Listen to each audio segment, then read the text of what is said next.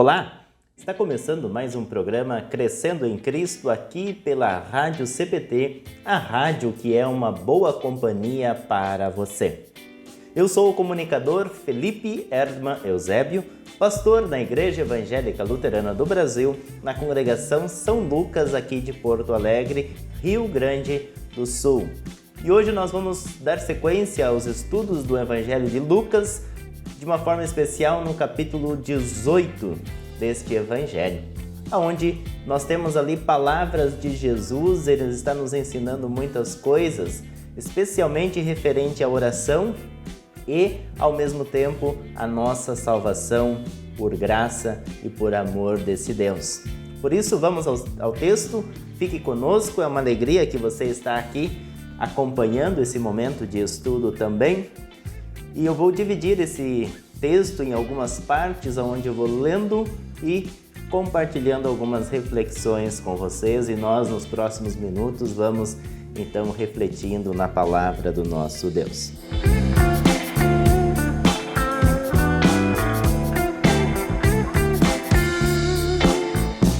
Lucas, capítulo 18.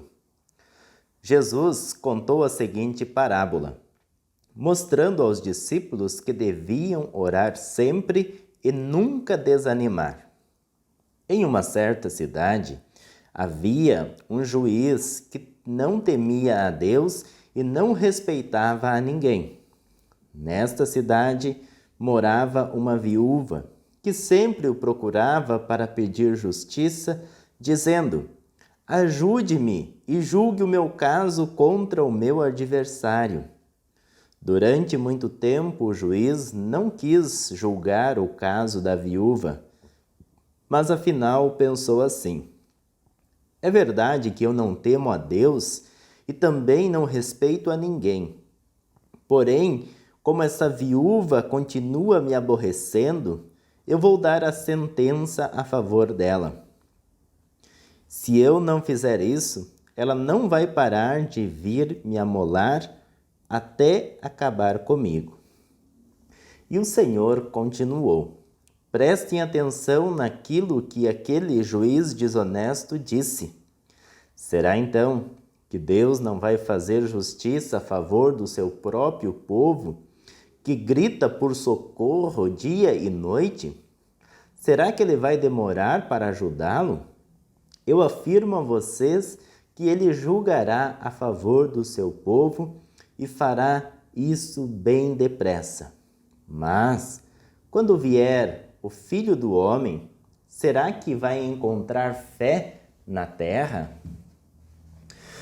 Muito bem, Jesus, nesse primeiro momento, os primeiros 8 versículos que nós temos, ele está ensinando e lembrando que nós devemos orar sempre. Você que nos acompanha, como está a sua vida de oração? Quanto tempo você consegue dedicar a Deus para falar com Ele em oração no seu dia a dia? Alguém disse a respeito da oração o seguinte: algo que eu sei que eu preciso fazer, que eu deveria fazer mais, mas quando faço, acabo fazendo mal feito. Por isso, esse alerta e esse convite de Jesus, ele é muito importante. Porque Jesus está justamente nos convidando a orarmos. E ele diz mais: e não desanimar. O grande perigo da oração é quando nós buscamos a Deus em oração somente nos momentos de dificuldades.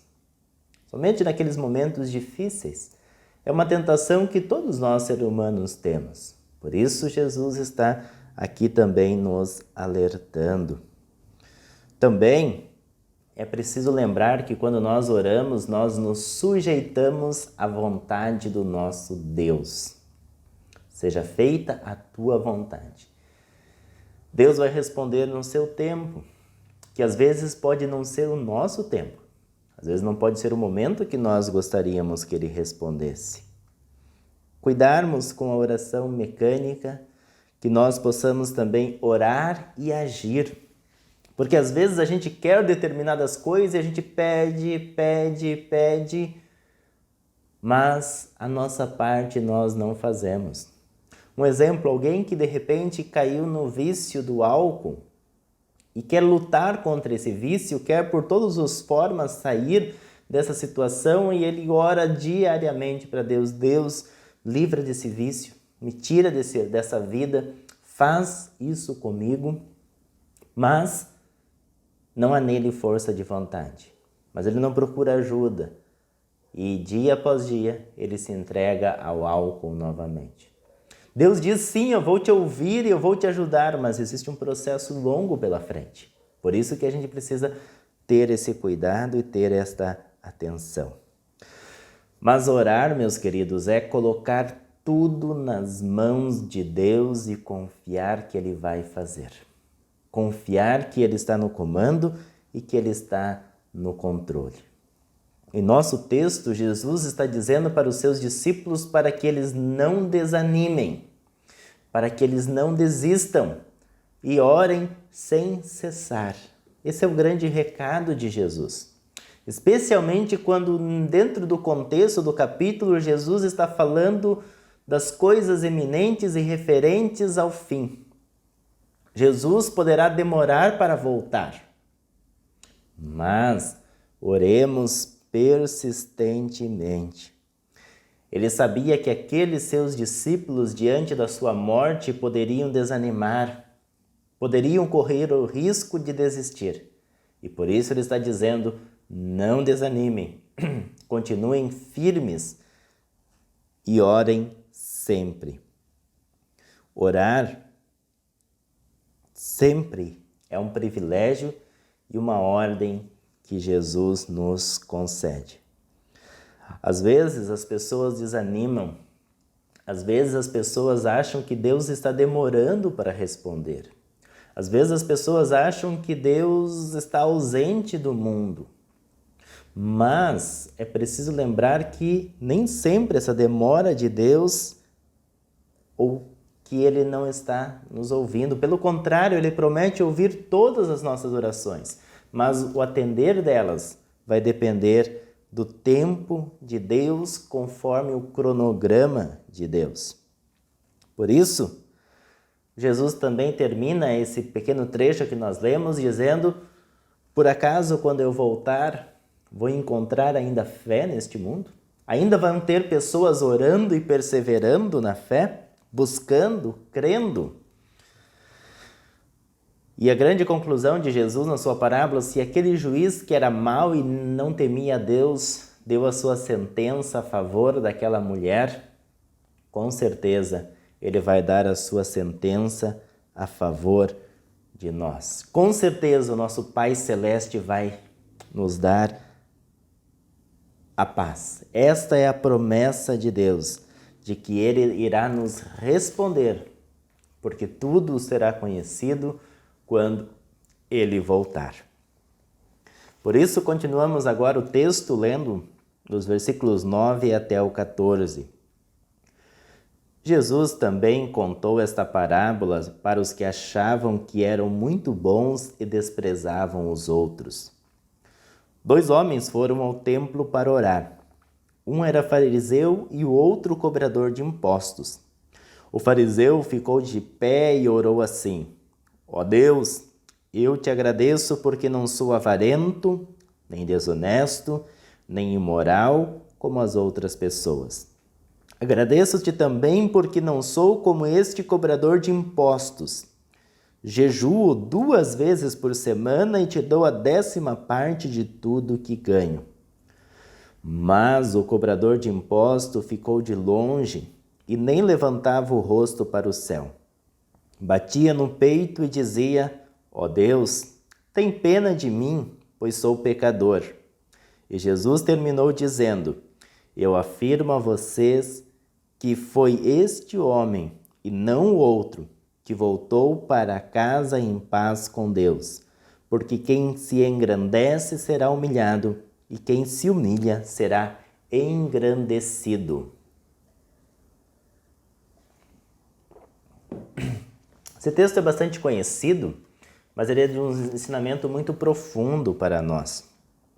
Temos ali um religioso fanático, chato, que acha que tem o direito de julgar as pessoas, que se acha melhor do que os outros. E por isso, ele se exalta diante de Deus e diminui aquele cobrador de imposto. Ele estava com a sua vida dentro daquilo que a religião exigia. Ele ofertava, ele ia ao culto, ele lia a Bíblia. E qual é o problema disso? O que estava de errado? Por que Jesus critica essa atitude? Porque a salvação deles estava depositada nas suas obras e não estava depositado na fé em Jesus, o Senhor. Deus, com certeza, espera que nós vivamos a nossa vida cristã. Deus, com certeza, espera que nós frequentemos os cultos, que nós ofertemos, que nós façamos o bem para as pessoas, que nós vivamos em amor cristão. Deus espera isso de todos nós. Mas o perigo é que muitas pessoas, às vezes, se envolvem tanto com a igreja, acabam sendo de diretoria, acabam sendo diretores de estudos bíblicos, professores de escola dominical e se envolvendo com a igreja de uma quantia muito significativa. E às vezes entram no risco justamente de, por causa disso, se achar melhor do que os outros.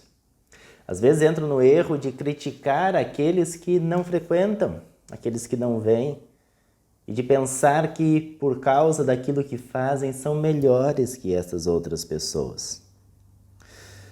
Por isso o publicano é exaltado aqui. Não são os erros dele que Jesus reconhece como coisas boas.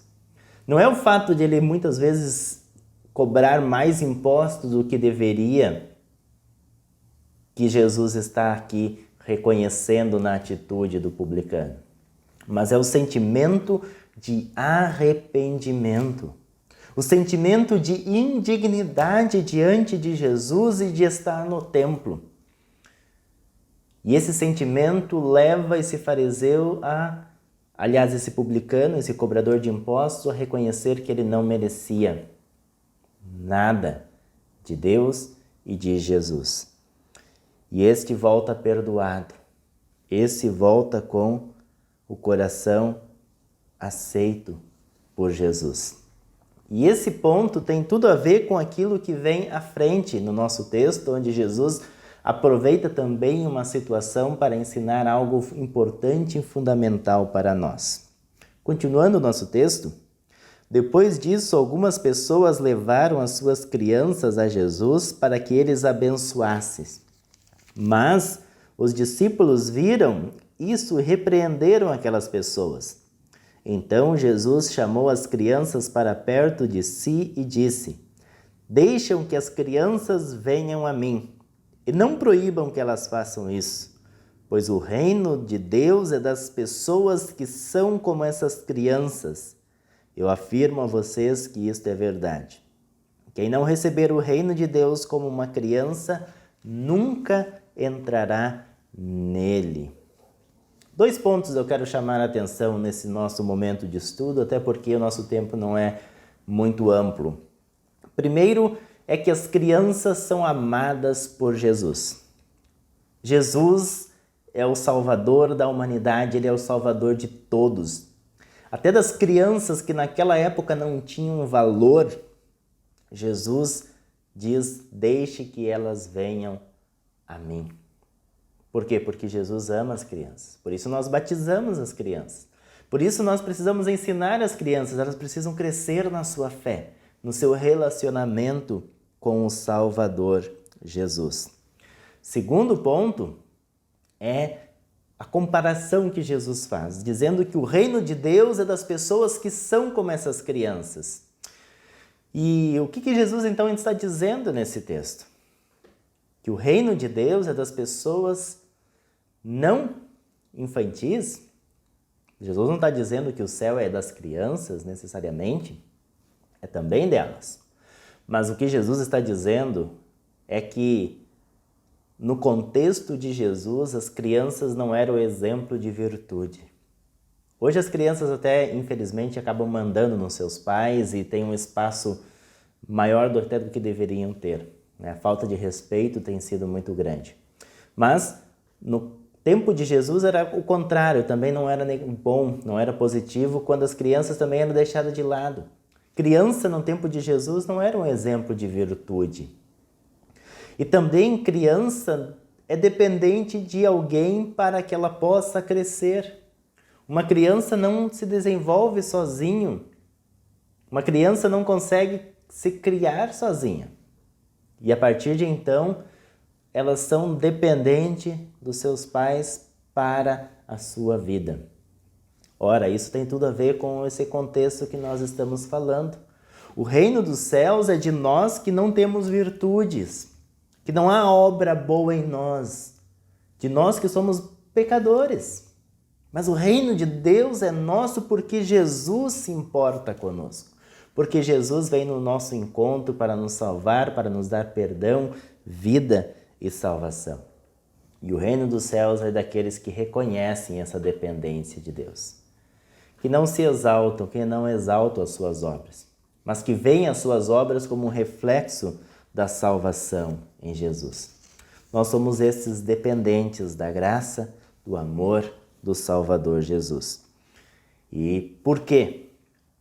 Porque Jesus vem para nos dar perdão, vida e salvação.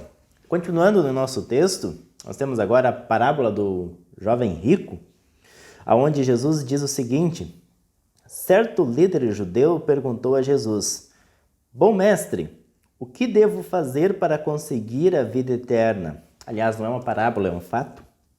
Jesus respondeu: por que você me chama de bom? Só Deus é bom e mais ninguém. Você conhece os mandamentos? Não cometa adultério, não mate, não roube, não dê falso testemunho contra ninguém, respeite o seu pai e a sua mãe. O homem respondeu: desde criança eu tenho obedecido a todos esses mandamentos. Quando Jesus ouviu isso, disse: falta mais uma coisa para você fazer. Venda tudo o que tem e dê o dinheiro aos pobres. Assim você terá riquezas no céu. Depois venha e me siga. Quando o homem ouviu isso, ficou triste, pois era riquíssimo. Vendo a tristeza dele, Jesus disse: como é difícil os ricos entrarem no reino de Deus. É mais difícil um rico entrar no reino de Deus do que um camelo passar pelo fundo de uma agulha. Os que ouviram isso perguntaram: então, quem é que pode se salvar? Jesus respondeu: o que é impossível para os seres humanos é possível para Deus. Aí Pedro disse: veja, nós deixamos a nossa família e seguimos o Senhor. Jesus respondeu: eu afirmo a vocês que isto é verdade. Aquele que por causa do reino de Deus deixar casa, esposa, irmãos, parentes ou filhos, receberá ainda mais nesta vida e no futuro receberá a vida eterna. Alguns pontos em relação a esse encontro com esse líder judeu que Jesus fala, era um homem muito rico. E ele chega e diz: olha, Jesus, o que eu preciso fazer para salvar? Achando que Jesus iria exaltar ele por ele ser uma pessoa boa, ou seja, por ele observar os mandamentos, por ele não ser do grupo das pessoas de má fama. E aí, Jesus aproveita também para nos ensinar nesse fato. Qual era o problema dele? O problema está justamente na pergunta errada que ele faz. Mestre, o que eu devo fazer para se salvar, para me salvar? O que um ser humano pode fazer para se salvar? Absolutamente nada. Todos nós, pobres e miseráveis pecadores, não podemos fazer nada para a nossa salvação. É impossível para o ser humano chegar ao céu. O que fazer? Está na resposta de Jesus. Aquilo que para o ser humano é impossível, para Deus é possível. E assim, o que Jesus não disse nesse texto? Ele não disse que rico não vai para o céu. Ele disse que é difícil. Por quê? Porque muitas vezes a riqueza leva a pessoa a se preocupar demais com os seus bens e com as coisas materiais e com sua vida aqui neste mundo, se esquecendo das coisas que são do céu. Também porque, às vezes, essa ocupação tira justamente o fortalecimento da fé, tira a pessoa do contato com a palavra de Deus e com a Santa Ceia. Também Jesus não está dizendo que pobreza é um símbolo de virtude, que os pobres necessariamente são aqueles que são mais amados por Deus ou algo do tipo. Mas o ponto é a salvação, que só é possível em Deus. E por quê? Por aquilo que vem posteriormente em nosso texto, e eu quero já de imediato ler para vocês. Jesus levou os 12 discípulos para um lado e disse: Escutem, nós estamos indo para Jerusalém, onde vai acontecer tudo que os profetas escreveram sobre o Filho do Homem. Ele será entregue aos não-judeus, e estes vão zombar dele, insultá-lo e cuspir nele e bater nele, e depois o matarão. Mas no terceiro dia ele ressuscitará. Os discípulos não entenderam nada do que Jesus disse. O que estas palavras queriam dizer estavam escondidas deles. Eles não sabiam do que Jesus estava falando. Ou seja, a salvação se dá através da cruz. Jesus estava avisando: eu estou aqui, eu vim para dar vida, perdão e salvação. Qual é o caminho para o fariseu, para o publicano, para o jovem rico, para os discípulos e para mim e para você? O único caminho é a cruz.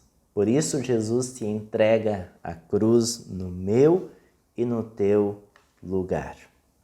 E por fim, no nosso texto, mais um exemplo de perseverança, em que eu quero concluir a leitura do capítulo com vocês.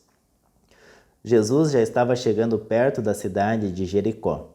Acontece que um cego estava sentado na beira do caminho pedindo esmola. Quando ouviu a multidão passando, ele perguntou o que era aquilo.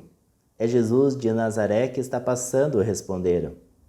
Aí o cego começou a gritar: Jesus, filho de Davi, tenha pena de mim.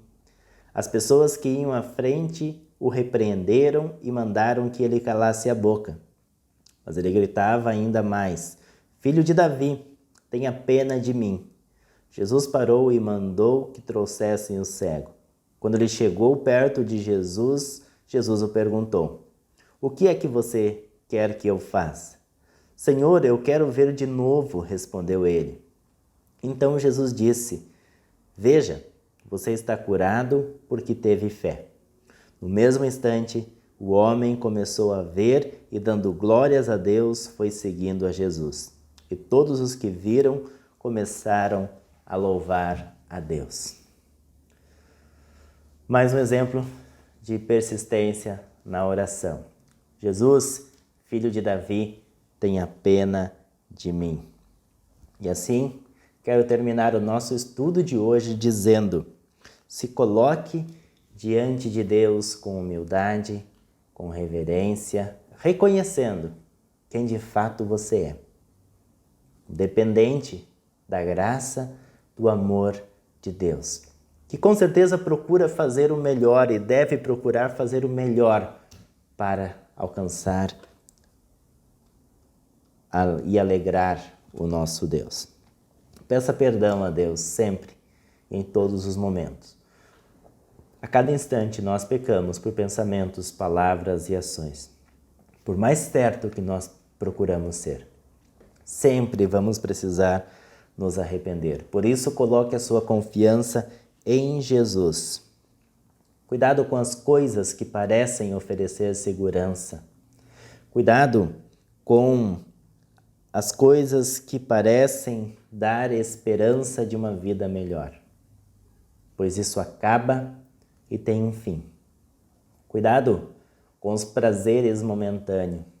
Busque a alegria e a suficiência em Deus, o Senhor. Mas os que confiam no Senhor são como os montes de Sião, que não se abalam, mas permanecem para sempre. Como Jesus, eu lhe digo, fique firme e ore sempre sem desanimar.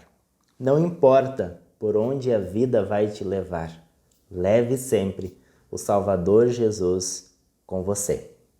Legal? Neste programa o nosso estudo vai ficando por aqui. Não perca a próxima edição que irá continuar o texto do Evangelho de Lucas. Você pode assistir esse e outros programas em nosso Facebook, www.radiocpt. Aliás, o Facebook é www.facebook.com/radiodaielb. Você também pode procurar no YouTube, que é youtube.com/radiocpt, ou baixar esse episódio em nosso podcast. E agora sim, www.radiocpt.com.br/podcast. Muito obrigado pela sua audiência e não esqueça de divulgar as programações da Rádio CPT em suas redes sociais.